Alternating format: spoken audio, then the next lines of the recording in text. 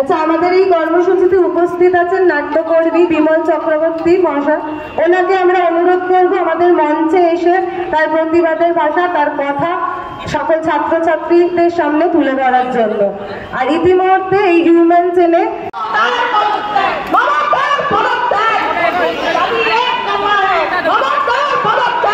কথা বলতে দেবেন না, মেডিকেল কলেজে যারা পাঠকতা তাদের কথা বলতে দেবেন না, যারা চিকিৎসক তাদের কথা বলতে দেবেন না, শুধু তারা মাত্র কথা বলবেন, অর্থাৎ বিরোধী স্বরকে তারা স্তব্ধ করে দেওয়ার চেষ্টা করবেন, কিন্তু পারবেন না। এই মুহূর্তে মানুষ আজ রাজপথে নেমেছে, বিচারের দাবি করছে, ন্যায় বিচারের দাবি। নানান সময়ে নানান বাক্যে ভূষিত করেছেন এই সমস্ত ঘটনাকে আমাদের মাননীয়। আজ কি বলবেন? গোটা পশ্চিমবঙ্গ শুধু নয়, গোটা ভারতবর্ষের বিভিন্ন প্রান্তে, এমনকি দেশের বাইরেও বিভিন্ন দেশে মানুষ সবাই বেরিয়ে আসুন। ধর্ম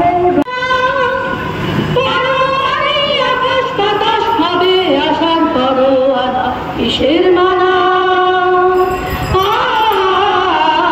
হবে চেনা হবে জানা, পথে সাথী পথে হবে। অনেক তো দিন গেল বৃথায় সংসারে, এসো এবার দ্বিধার বাধা পার হয়ে। অনেক তো দিন গেল বৃথায় সংসারে, এসো এবার দ্বিধার বাধা পার হয়ে। তোমার আমার সবার স্বপন মিলায় প্রাণের মোহনায় কিসের মানা, হবে চেনা হবে জানা, পথে এবার নামো সাথী পথে হবে পথ চেনা, পথে এবার নামো সাথী পথে হবে পথ চেনা। ভারাক্রান্ত মন নিয়ে, ভারাক্রান্ত হৃদয়, এবং আমাদের মনটাও ভারাক্রান্ত হয়ে উঠছে।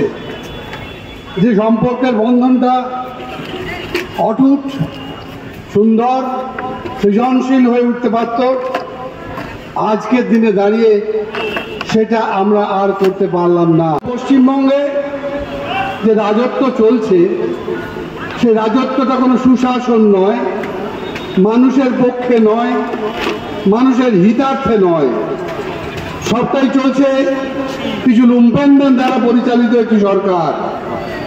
এবং সেই সরকারকে আমরা বারবার আবেদন করেছি, বহুবার আবেদন করেছি, কিন্তু তারা কর্ণপাত করেননি। যে দুষ্কৃতির রাজত্ব গোটা পশ্চিমবঙ্গে তৈরি হয়েছে, তারই ফলশ্রুতি আরজিকর কাণ্ড। বিভিন্ন মেডিকেল কলেজে এই ধরনের ঘটনা ঘটে আমরা জানি, বিভিন্ন রাজ্যের বিভিন্ন অঞ্চলে এই ধরনের নানা কাণ্ড ঘটে আমরা জানি। সবটাই হয়তো গণমাধ্যমে প্রকাশিত হয় না, আমরা সামনে আনতে পারি না। আরজিকর কাণ্ড আমাদের কিন্তু আরেকবার সতর্ক